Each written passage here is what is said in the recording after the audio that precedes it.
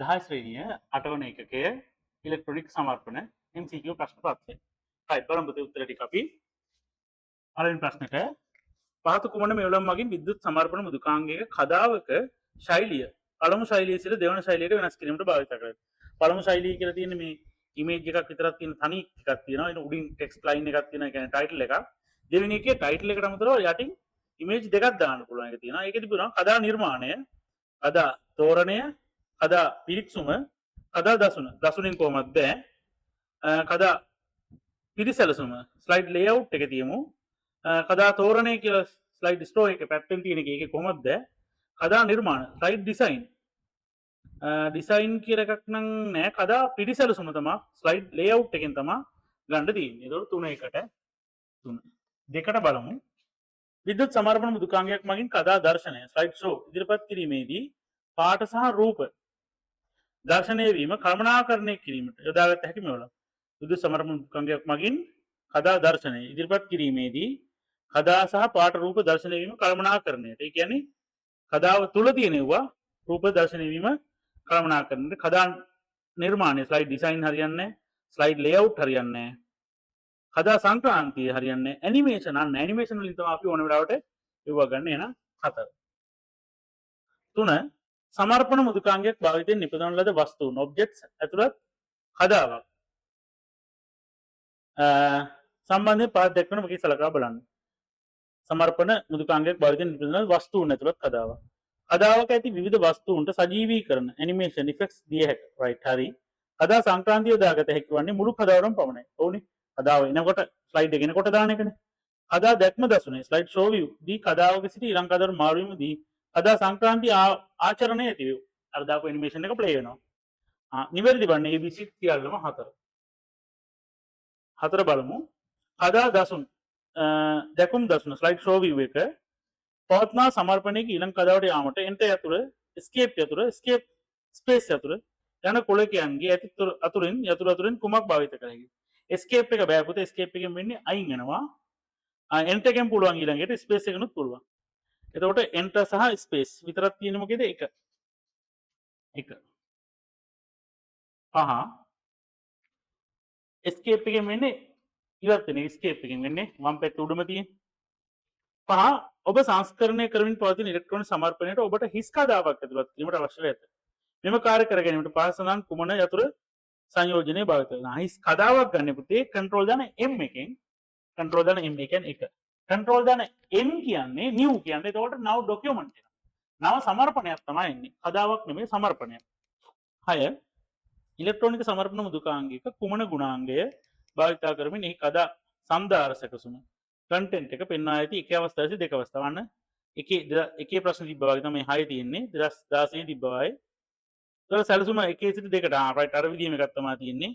ඒතර මොකක්ද තියෙන්නේ කදා පිටිසැලසුම ස්ලයිඩ් ලේඅවුට් එකකින් නේද ගන්න වෙන්නේ. ඔව් බලන්න කදා නිර්මාණය කියලා එකක් මේකේ ඇත්තෙත් නැහැ. ඒකට කොහොමද කදා නිර්මාණය කියලා උත්තරයක් එන්න විදියක් නැහැ නේද?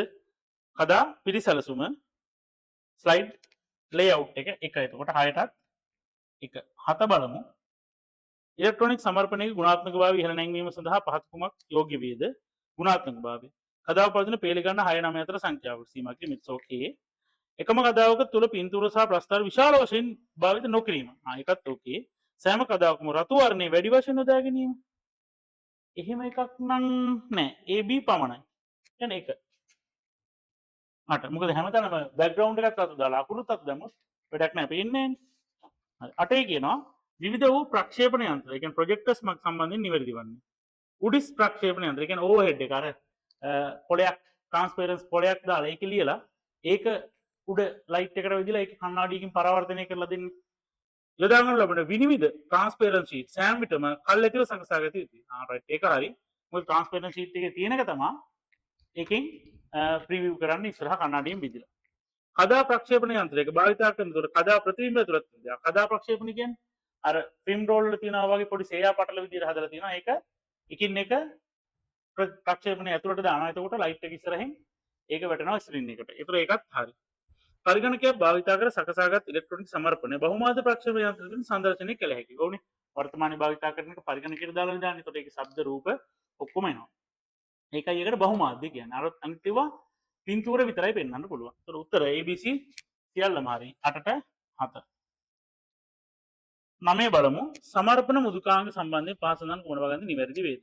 දෙන ලද කදාවක තනි වස්තුවකට පමණක් සජීවී ආවරණ යෙදිය හැකියි. දෙන ලද කදාවක තනි වස්තුවකට පමණක්. නෑ නේද පුතේ? ඕනම් තරම් වස්තුවට ඇනිමේෂන් දෙන්න පුළුවන්. සමර්පණ කදාවකට අවශ්‍ය කදාවට ශ්‍රව්‍ය පටිගත කිරීම. ඇතුළත් කළ හැකි. ඔව් ප්ලේ වෙන්න අපිට ඔඩියෝ එකක් දැම්ම හැකි. ඒක ඔටෝ ප්ලේ වෙන්න පුළුවන්. නැත්නම් මැනුවල් ප්ලේ කරන්න. එක් කදාවක් තුළ පාට පෙළි 10කට අඩුවෙන් භාවිතයට නිර්දේශ කරයි. ඒක හොඳයි. ඔය නැත්නම් පෙළි ප්‍රමාණය වැඩි වෙද්දී අකුරු වල සයිස් එක අඩු වෙනවා. ඒතකොට පේන්නේ නැතුව යනවා. The ABC වලින් පළවෙනි එක නේද? දෙන ලද කදාවක තනි වස්තුවකට පමණක් සජීවී ආවරණ යෙදිය හැකියි. ඔව් ඉතින් පුළුවන් නේද? අපි වෙනෙත් ඒවට එන්න පුළුවන්. යෙදිය හැක කියලානේ කියන්නේ. නොදෙන්නත් පුළුවන්. ඒතර ඒක ABC සියල්ලම හරි තමයි ගන්න වෙන්නේ නේ. 4 10 කදා දසුනෙහි ස්ලයිඩ් ෂෝ පවතින විද්‍යුත් සමර්පණයක ඊළඟ කදාවට යාම සඳහා පහ සඳහන් කවර ක්‍රියාවක් භාවිත කළ හැකියි? මූසිකයේ වම් බොත්තම ක්ලික් කිරීම. රයිට් සාමාන්‍ය ක්ලික් එකෙන් පුළුවන්. යතුරු පුරුවේ පාලනය. කන්ට්‍රෝල් යතුරු තද කිරීමෙන්. කන්ට්‍රෝල් යතුරු නෑ කන්ට්‍රෝල් එකෙන් බෑ. යතුරු පුරුවේ දකුණු ඊතලේ රයිට්. දකුණු ඊතලේ හෝ උඩට තියෙන ඊතලේ හෝ යටට ඇරෝ කීස් වලින් කොහොමද පුළුවන්. වමට ගියොත් ආපහු යනවා. දකුණට ගියොත් ඉස්සරහට යනවා. හරිද? එතකොට ওই විදිහට ඇරෝ කීස් වලින් පුළුවන්. එතකොට උත්තරේ B නෑ. AC පමණයි කියන්නේ 2. AC පමණයි කියන්නේ 2. රයිට්. එතකොට ඔන්න MCQ ප්‍රශ්න ටික අපි කතා කරා. ඉලෙක්ට්‍රොනික සමර්පණ වල ගන්න 8 වෙනි ඒකකේ ඉලෙක්ට්‍රොනික සමර්පණ එසේ ප්‍රශ්න ටික ඔයා කරලා නැත්නම් දැන් කරන්න පටන් ගන්න. කරලා නම් ඊළඟ වීඩියෝ එකට යන්න 8 වෙනි ඒකකේ ඉලෙක්ට්‍රොනික සමර්පණ වල එසේ ප්‍රශ්න ටිකට උත්තර තියෙනවා.